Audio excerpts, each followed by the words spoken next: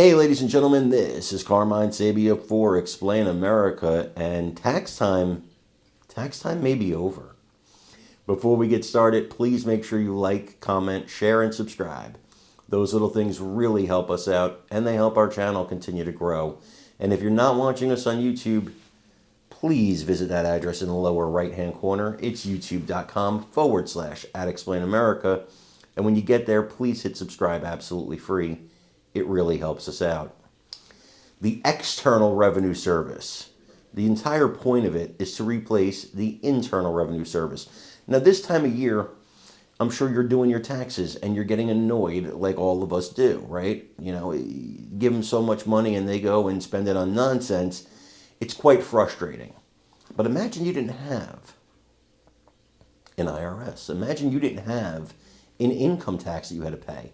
Now, I've heard people argue, well, that's not fair because billionaires, da-da-da-da-da. No. You're going to have an external revenue service for tariffs. Those tariffs are going to be placed on high-priced goods. And a billionaire is going to pay a lot more in expense taxes and what they're buying than you're going to pay, right? So it's still going to work itself out, but you don't have to pay a percentage of your income to the government anymore. Imagine your whole paycheck is yours. And then what you pay in taxes is decided by how you spend. So if you're frugal, you're going to keep a lot more of your money. If you're a person who spends a lot, I happen to be one of those, you're going to pay more. That's how it should be.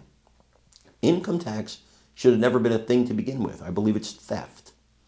I want you to watch this video and let me know what you think in the comments. This budget, and I'm telling you, you watch it, we're going to do it. If you get savings from these DOJ cuts, are you going to give any of this back to the American people? We keep hearing about these DOJ dividends. Well, think about it. Donald Trump announces the External Revenue Service, and his goal is very simple.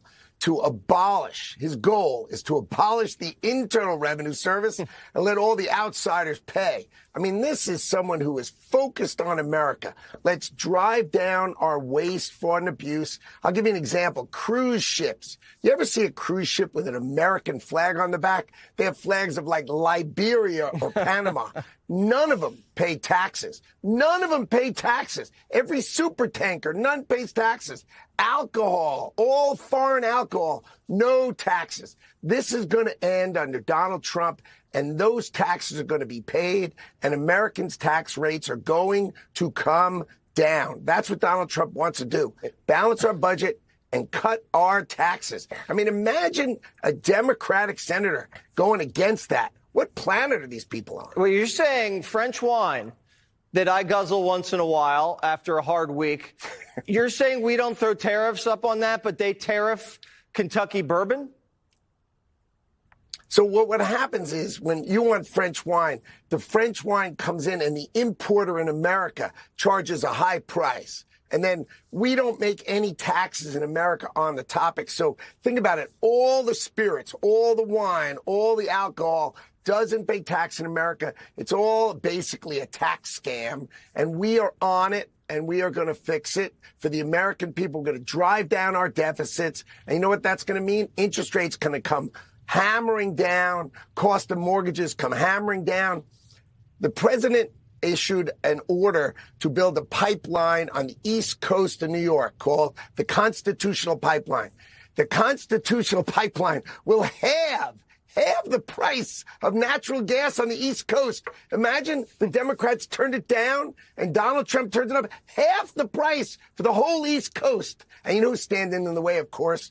Governor Hochul from that great state of New York, because she'd rather protect, I don't know, some horny toad frog than have everybody in the East Coast of America pay half for natural gas. You know, Secretary, I've never seen anyone so excited about saving money. You